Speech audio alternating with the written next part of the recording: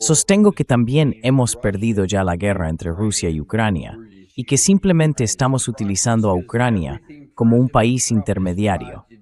Porque todo lo que el presidente Trump ha intentado hacer, acabar con la guerra en un día, acabar con la guerra en 100 días, y ahora simplemente ha tomado partido, según dijo, junto al secretario Rubio en junio. Y ahora eso no puede tener éxito. Pero no lo sabrías al escuchar el apoyo al presidente Trump en los medios occidentales. Esto es lo que dijo el senador McCormick.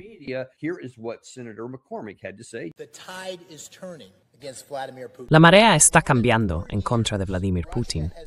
Durante más de 4 años, Rusia ha librado una brutal guerra de agresión no provocada contra una Ucrania libre y soberana. Putin apostó a que Kiev caería en cuestión de días. Apostó a que Occidente se fracturaría como respuesta. Y cuando eso no funcionó, apostó a que Ucrania se derrumbaría en unos meses. Y se equivocó en todo. Hoy se encuentra en un momento de debilidad. El presidente Trump prometió paz mediante la fuerza, y su estrategia está funcionando. Ahí lo tiene otra vez, eso de la paz mediante la fuerza. Y está funcionando. ¿Está de acuerdo? Creo que no es Putin quien se ha equivocado en todo. Es el senador quien se equivoca en todo.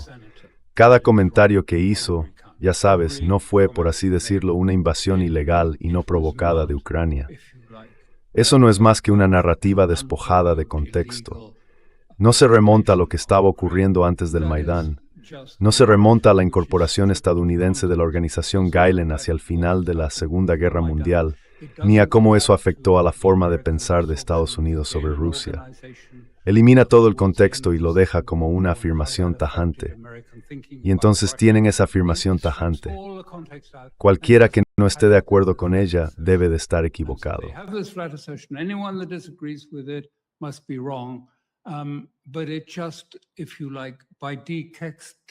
Pero es que, si se quiere, al descontextualizarlo todo hasta reducirlo a unas simplificaciones bastante absurdas, provocan, causan y nos acercan a un peligro mucho mayor.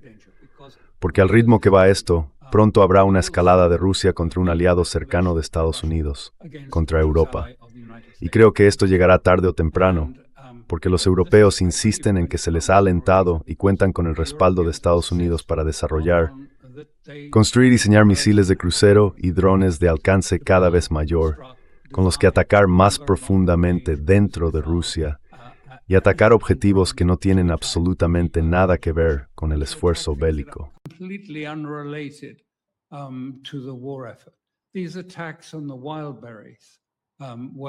Estos ataques contra los almacenes de Wildberries. Wildberries es como Amazon.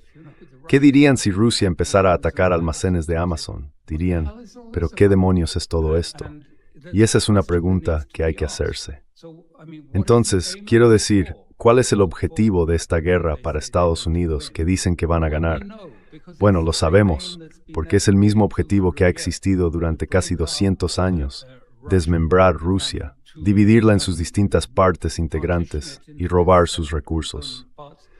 Ya hemos visto 3 veces cómo se ha librado esta guerra contra Rusia. Quiero decir, la guerra alemana también tenía que ver con el imperio, con expandir. Alemania envidiaba a Gran Bretaña.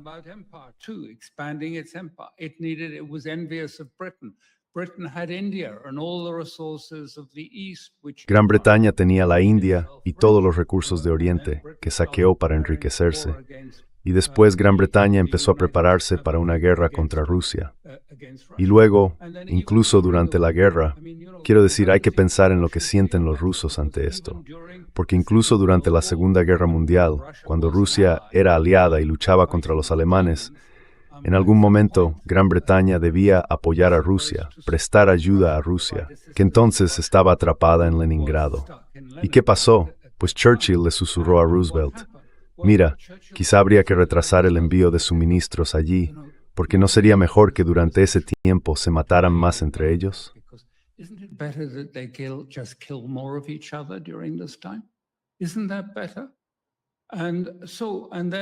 ¿No es eso mejor? Y luego, de nuevo, después de la guerra, Churchill y Roosevelt firmaron posteriormente este acuerdo para devolver a todo el mundo a Stalin. Hubo unidades cosacas enteras que fueron devueltas para, ya sabe, ser alineadas y ejecutadas. Devolvieron a millones, se negaron a permitirles quedarse en ningún sitio.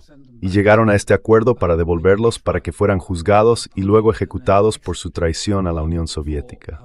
Quiero decir, hubo cosas desesperadas. Creo que Rusia no conoce nada de esta historia. Debre cree que toda esta guerra empezó así.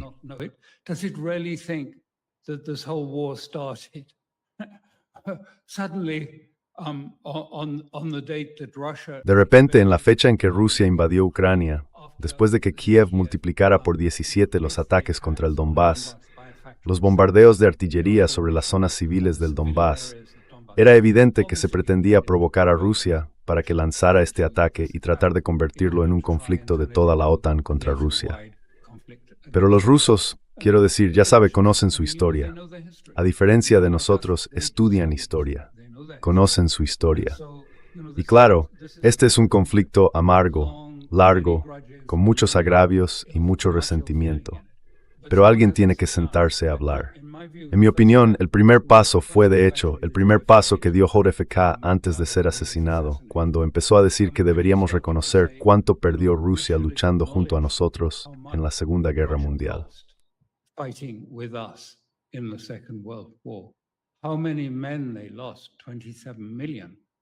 ¿Cuántos hombres perdieron? 27 millones. ¿Cuánta gente se perdió en aquello? Deberíamos empezar diciendo algo así. Y creo que es lo mismo. Tiene que haber algún tipo de reconocimiento de la realidad de lo que es esto. No esta especie de visión burda e infantil de reducirlo todo, sin ningún contexto, a un mundo descontextualizado. A Rusia simplemente se le metió en la cabeza de Putin que quería volver a ser emperador y por eso se quedó con una parte de Ucrania. Quiero decir, este tipo de cosas no las escribiría ni un niño de 7 años en una redacción del colegio.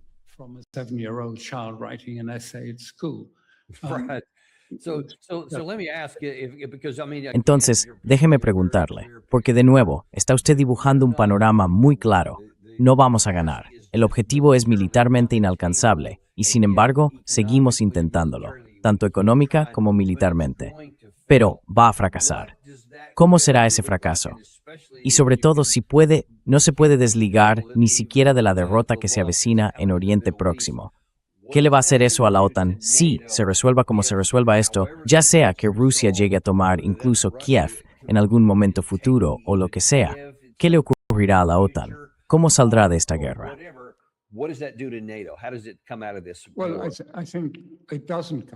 Bueno, creo que no saldrá unida de esta guerra. Creo que ya se está fracturando y se fracturará aún más.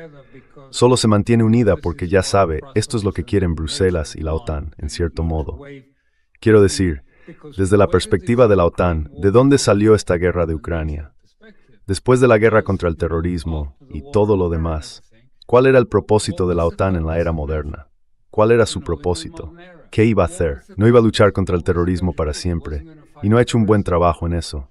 ¿Pero qué iba a hacer? Ucrania. Sí, Rusia.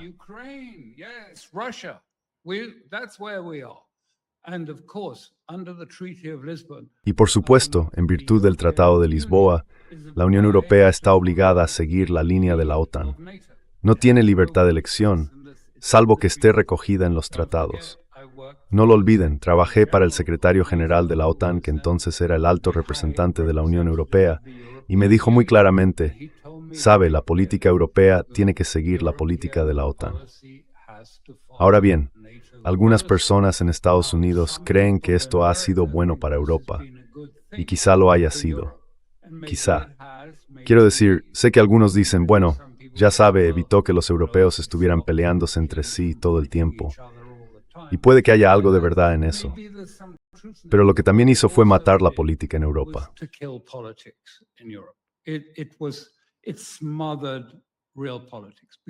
Asfixió la política real, porque todo tenía que reducirse al centrismo.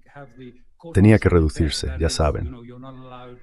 Tenemos el cordón sanitario, es decir, no se te permite aliarte con la extrema derecha ni hablar con ella, ahora también con la extrema izquierda. Dicen que no se puede hablar más que con el centro y que el centro tiene que seguir a la OTAN. Y a medida que el terreno en Europa, a medida que la gente empieza a estallar por las contradicciones de la economía, porque no pueden vivir con lo que reciben, mientras las élites se alejan flotando en el despilfarro de la OTAN, en nuevas conferencias y más dinero para más edificios, para el 90% de la población, eso no llega. Y como no puedes protestar ni votar en contra, ¿qué haces? Te enfadas cada vez más con las élites y cada vez más con la OTAN. Y todos diréis, hay que deshacerse de la OTAN, fuera la OTAN, no la queremos. Ese será el ambiente en la calle, predigo, en Europa. La consecuencia de esta guerra.